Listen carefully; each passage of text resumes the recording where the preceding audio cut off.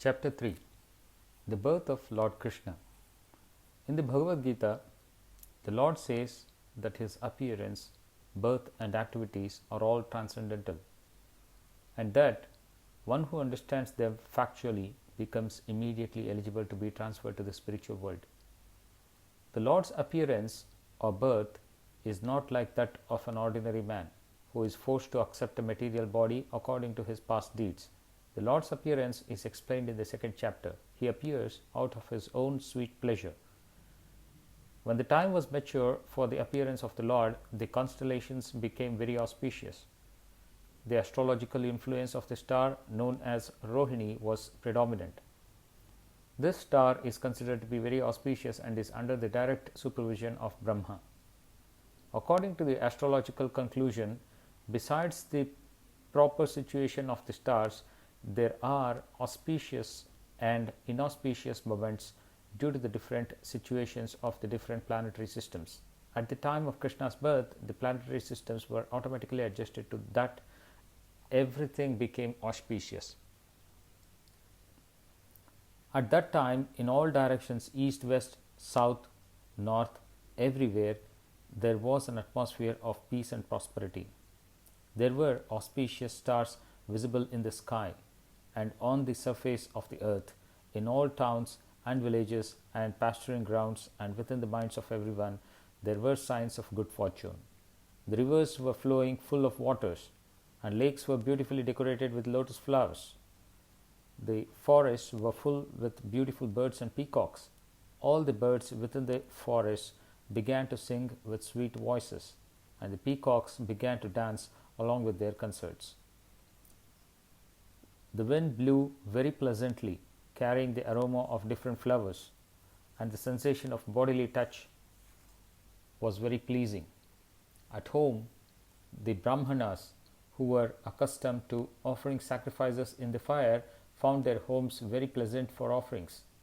Due to disturbances created by the demoniac kings, the sacrificial fire had been almost stopped in the houses of Brahmanas, but now they could find the opportunity to start the fire peacefully. Being forbidden to offer sacrifices, the Brahmanas had been very much distressed in mind, intelligence, and activities. But just on the point of Krishna's appearance, automatically their minds became full of joy because they could hear transcendental vibrations in the sky proclaiming the appearance of the Supreme Personality of Godhead. The denizens of the Gandharva and Kinnara planets began to sing, and the denizens of Siddhaloka and the planets of the Charanas began to offer prayers in the service of the Personality of Godhead. In the heavenly planets, the angels and their wives, along with the Vidyadharas and their wives, began to dance. The great sages and the demigods, being pleased, began to shower flowers. At the seashore, there was the sound of mild waves, and above the sea there were clouds in the sky which began to thunder very pleasingly. When things were adjusted like this, Lord Vishnu, who is residing within the heart of every living entity, appeared in the darkness of night as the Supreme Personality of Godhead before Devaki, who appeared as one of the demi-goddesses. The appearance of Lord Vishnu at that time could be compared to the rising of the full moon over the eastern horizon. The objection may be raised that since Lord Krishna appeared on the 8th day of the waning moon, there could be no rising of the full moon. In answer to this, it may be said that Lord Krishna appeared in the dynasty which is in the hierarchy of the moon. Therefore, although the moon was incomplete on that night because of the Lord's appearance in the dynasty wherein the moon is himself the original person, the moon was in overjoyous condition. So, by the grace of Krishna, he could appear just like a full moon. In an astronomical treatise by the name Kamanikya, the constellations at the time of the appearance of Lord Krishna are very nicely described. It is confirmed that the child born at that auspicious moment was the Supreme Brahman or the Absolute Truth.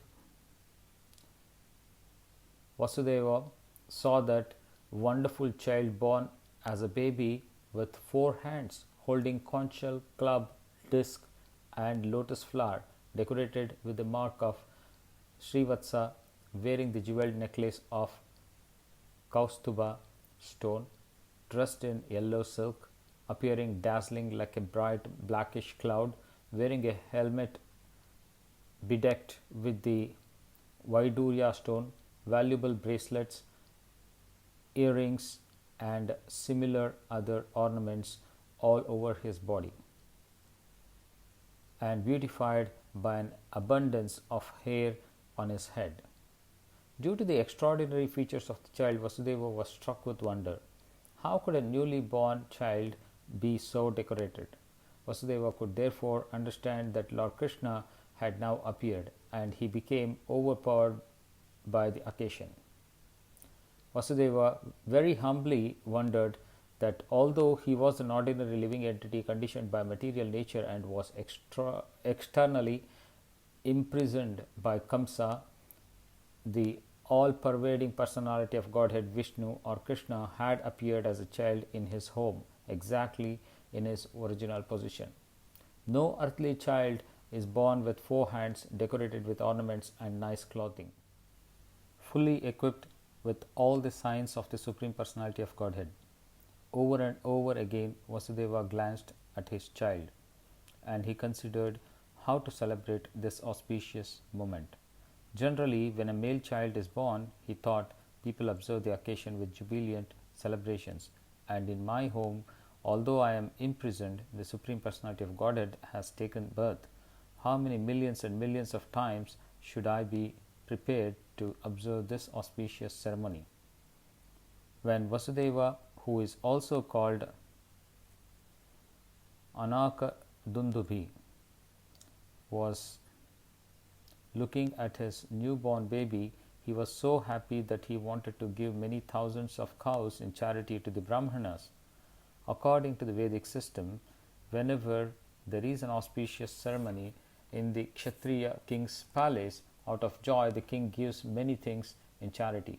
Cows decorated with golden ornaments are delivered to the Brahmanas and sages. Vasudeva wanted to perform a charitable ceremony to celebrate Krishna's appearance, but because he was shackled within the walls of Kamsa's prison, this was not possible. Instead, within his mind, he gave thousands of cows to the Brahmanas. When Vasudeva was convinced that the newborn child was the Supreme Personality of Godhead himself, he bowed down with folded hands and began to offer him prayers. At that time, Vasudeva was in the transcendental position, and he became completely free from all fear of Kamsa. The newborn baby was also flashing his effulgence within the room in which he appeared. Vasudeva then began to offer his prayers. My dear Lord, I can understand who you are. You are the Supreme Personality of Godhead, the super soul of all living entities and the absolute truth. You have appeared in your own eternal form, which is directly perceived by us. I understand that because I am afraid of Kamsa, you have appeared just to deliver me from that fear. You do not belong to this material world. You are the same person who brings about the cosmic manifestation simply by glancing over material nature. One may argue that the Supreme Personality of Godhead, who creates the whole cosmic manifestation simply by his glance, cannot come within the womb of Devaki, the wife of Vasudeva, to eradicate this argument. Vasudeva said, My dear Lord, it is not a very wonderful thing that you have appeared within the womb of Devaki, because the creation was also made in that way. You are lying in the causal ocean as Mahavishnu, and by your breathing process innumerable universes came into existence. Then you entered into each of the universes as Garbhodakshaya Vishnu. Then again you expanded yourself as Kshirodakshaya Vishnu and entered into the hearts of all living entities and even into the atoms. Therefore, your entrance into the womb of Devaki is understandable in the same way. You appear to have entered, but you are simultaneously all-pervading. We can understand your entrance and non-entrance from material examples. the total material energy remains intact even after being divided into 16 elements. The material body is nothing but the combination of the 5 gross elements, namely earth, water, fire, air, and ether. Whenever there is a material body, it appears that such elements are newly created, but actually the elements are always existing outside of the body. Similarly, although you have appeared as a child in the womb of Devaki, you are also existing outside. You are always in your abode, but still you can simultaneously expand yourself into millions of forms. One has to understand your appearance with great intelligence because the material energy is also emanating from you. You are the original source of the material energy, just as the sun is the source of the sunshine. The sunshine cannot cover the sun globe, nor can the material energy, being an emanation from you, cover you. You appear to be in the 3 modes of material energy, but actually the 3 modes of material energy cannot cover you. This is understood by the highly intellectual philosophers.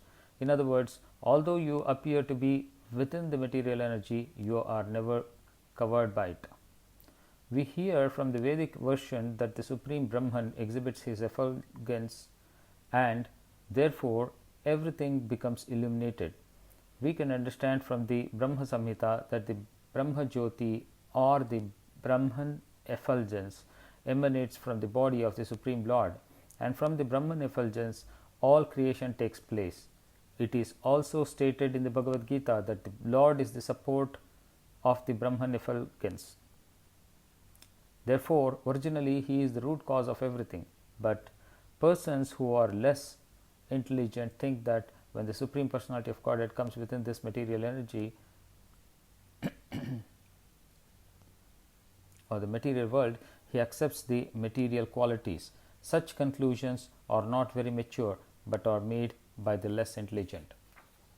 The Supreme Personality of Godhead is directly and indirectly existing everywhere.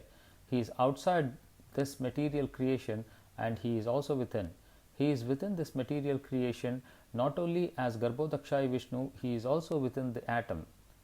The existence of the atom is due to his presence. Nothing can be separated from his existence. In the Vedic injunctions, we find that the Supreme Soul or the root cause of everything has to be searched out because nothing exists independently of the Supreme Soul. Therefore, the material manifestation is also a transformation of his potency. Both inert matter and the living force, the soul, are emanations from him. Only the foolish conclude that when the Supreme Lord appears, he accepts the conditions of matter. Even if he appears to have accepted a material body, he is still not subjected to any material condition. Krishna has therefore appeared and defeated all imperfect conclusions about the appearance and disappearance of the Supreme Personality of Godhead. My Lord, your appearance, existence, and disappearance are beyond the influence of the material qualities, because your Lordship is the Supreme Brahman and the controller of everything. There is nothing inconceivable or contradictory in you. As you have said, material nature works under your superintendence, just like a government officer working under the orders of the chief executive. The influence of subordinate activities cannot affect you.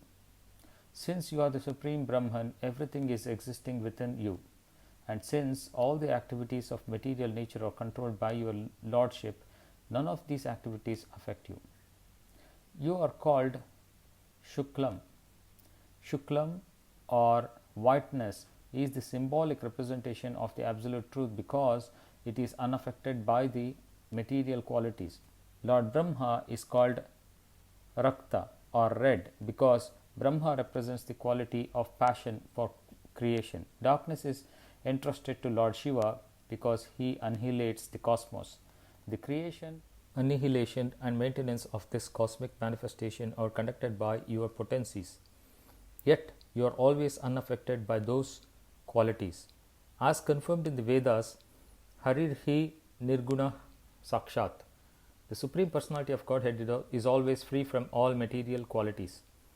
It is also said that the qualities of passion and ignorance are non existent in the person of the Supreme Lord. My Lord, you are the Supreme Controller, the personality of Godhead, the Supreme Great, maintaining the order of this cosmic manifestation. Yet, in spite of your being the Supreme Controller, you have so kindly appeared in my home.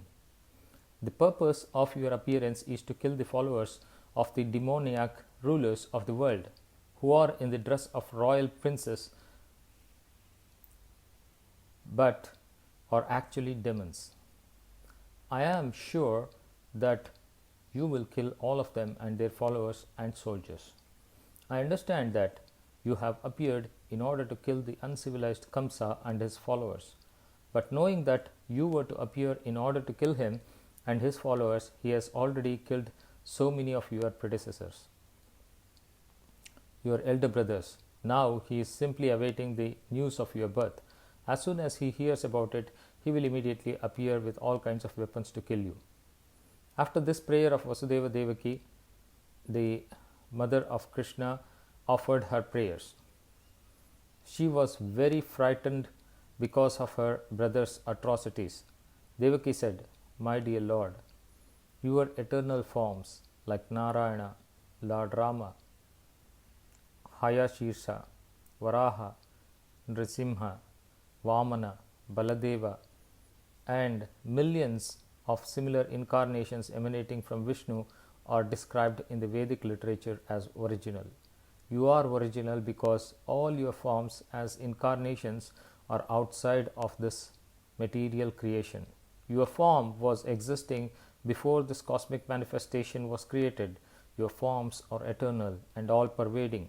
They are also self effulgent, changeless, and uncontaminated by the material qualities. Such eternal forms are ever cognizant and full of bliss. They are situated in transcendental goodness and are always engaged in different pastimes. You are not limited to a particular form only. All such transcendental eternal forms are self sufficient. I can understand that you are the Supreme Lord Vishnu. After many millions of years, when Lord Brahma comes to the end of his life, the annihilation of the cosmic manifestation takes place. At that time, the five elements, namely earth, water, fire, air, and ether, enter into the Mahat Tattva. The Mahat Tattva then enters by the force of time into the non manifested total material energy. The total material energy enters into the energetic Pradhana, and the Pradhana enters into you. Therefore, after the annihilation of the whole cosmic manifestation, you alone remain with your transcendental name, form, qualities, and paraphernalia. My Lord, I offer my respectful obeisances unto you because you are the director of the unmanifested total energy and the ultimate reservoir of the material nature. My Lord, the whole cosmic manifestation is under the influence of time, beginning from the moment up to the duration of the year. All act under your direction. You are the original director of everything and the reservoir of all potent energies.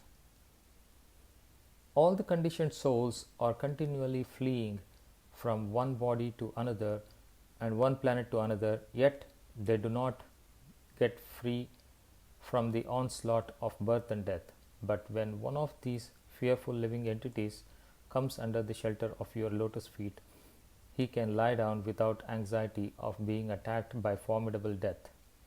This statement by Devaki is confirmed in the Bhagavad Gita by the Lord himself. There the Lord says that even after traveling all over the universe, from Brahmaloka to Patala Loka, one cannot escape the attack of birth, death, disease, and old age. But one who enters the kingdom of God, the Lord says, is never again obliged to come to the material world. Therefore, my Lord, I request you to save me from the cruel hands of Kamsa, the son of Ugrasena. I am praying to your Lordship to please rescue me from this fearful condition, because you are always ready to give protection to your servitors. The Lord has confirmed this statement in the Bhagavad Gita by assuring Arjuna, "You may declare to the world, my devotee shall never be vanquished." While thus praying to the Lord for rescue, Mother Devaki nonetheless expressed her motherly affection. I understand that this transcendental form is generally perceived in meditation by the great sages, but I am still afraid because as soon as Kamsa understands that you have appeared, he might harm you. So I request that for the time being you become invisible to our material eyes. In other words, she requested the Lord to assume the form of an ordinary child. My only cause of fear from my brother Kamsa is due to your appearance. My Lord Madhusudana, I wish that Kamsa may not learn that you are already born. Therefore, I request you to conceal this four-armed form of your lordship, which holds the four symbols of Vishnu, namely the conch shell, the disc, the club, and the lotus flower. My dear Lord, at the end of the annihilation of the cosmic manifestation, you put the whole universe within your abdomen. Still, by your unalloyed mercy, you have appeared in my womb. I am surprised that you imitate the activities of ordinary human beings just to please your devotee. On hearing the prayers of Devaki, the Lord replied, My dear mother, in the millennium of Swayambhuva Manu, my father Vasudeva was living as one of the Prajapatis. His name at that time was Sutapa, and you were his wife named Prashni. And at that time, when Lord Brahma was desiring to increase the population, he requested you to generate offspring. You controlled your senses and performed severe austerities. By practicing the breathing exercises of the yoga system, both you and your husband could tolerate all the influences of the material laws, the rainy season, the onslaught of the wind, and the scorching heat of the sunshine. You also executed all religious principles. In this way, you were able to cleanse your heart and control the influences of the material laws. In executing your austerity, you used to eat only the leaves of the trees which fell to the ground. Then, with a steady mind and controlled sex drive, you worshipped me, desiring some wonderful benediction from me. Both of you practiced severe austerities for 12,000 years by the calculation of the demigods. During that time, your mind was always absorbed in me. When you were executing devotional service and always thinking of me within your heart, I was very much pleased with you. O sinless mother, your heart is therefore always pure. At that time also I appeared before you in this form just to fulfill your desire, and I asked you to ask whatever you desired. At that time you wished to have me born as your son. Although you saw me personally, instead of asking for your complete liberation from material bondage under the influence of my energy, you asked me to become your son. In other words, to appear in the material world, the Lord selected his mother and father, namely Prashni and Sutapa, respectively. Whenever the Lord comes as a human being, he must have a mother and a father. So he selected Prashni and Sutapa to be his mother and father perpetually. And on account of this, neither Prashni nor Sutapa could ask the Lord for liberation. Liberation is not so important as the transcendental loving service of the Lord. The Lord could have awarded Prashni and Sutapa immediate liberation, but he preferred to keep them within this material world for his different appearances, as will be explained in the following verses.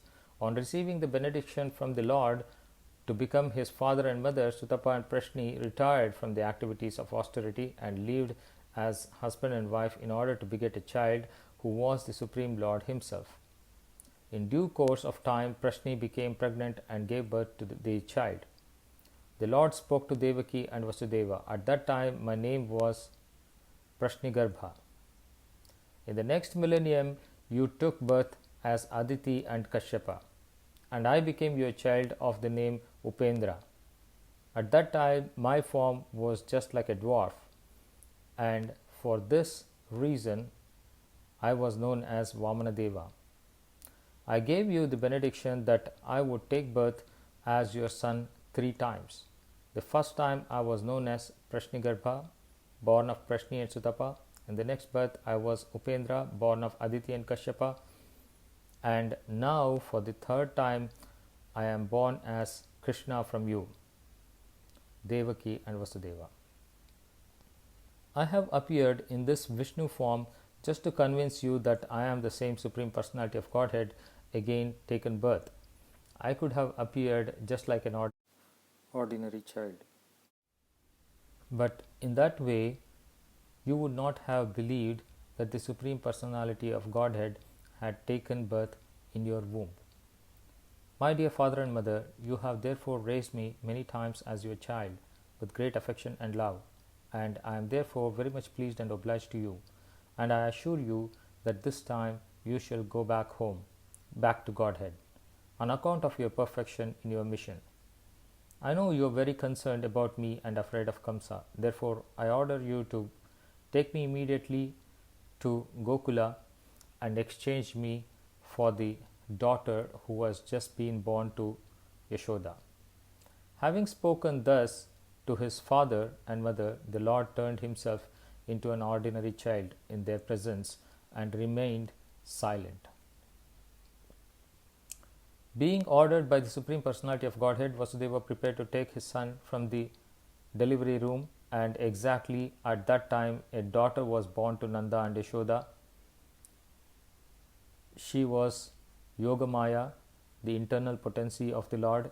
By the influence of this internal potency, Yogamaya, all the residents of Kamsa's palace, especially the doorkeepers, were overwhelmed with deep sleep, and all the palace doors opened, although they were barred and shackled with iron chains. The night was very dark, but as soon as Vasudeva took Krishna on his lap and went out, he could see everything just as in the sunlight. In the Chaitanya Charitamrita, it is said that Krishna is just like sunlight, and that wherever there is Krishna, the illusory energy which is compared to darkness cannot remain. When Vasudeva was carrying Krishna, the darkness of the night disappeared. All the prison doors automatically opened. At the same time, there was thunder in the sky and severe rainfall. While Vasudeva was carrying his son Krishna in the falling rain, Lord Shesha, in the shape of a serpent, spread his hood over the head of Vasudeva so that he would not be hampered by the rainfall. Vasudeva came into the bank of the Yamuna and saw that the water of the Yamuna was roaring with waves and that the whole span was full of foam. Still, in that furious feature, the river gave passage to Vasudeva to cross, just as the great Indian Ocean gave a path to Lord Rama when he was bridging over the gulf. In this way, Vasudeva crossed the river Yamuna. On the other side, he went to the place of Nanda Maharaj, situated in Gokula, where he saw that all the cowherd men were fast asleep. He took the opportunity to silently enter the house of Yashoda, and without difficulty he exchanged his son for the baby girl newly born there. Then, after entering the house very silently and exchanging the boy for the girl, he returned to the prison of Kamsa and silently put the girl on the lap of Devaki. He again clamped the shackles on himself so that Kamsa could not recognize that so many things had happened.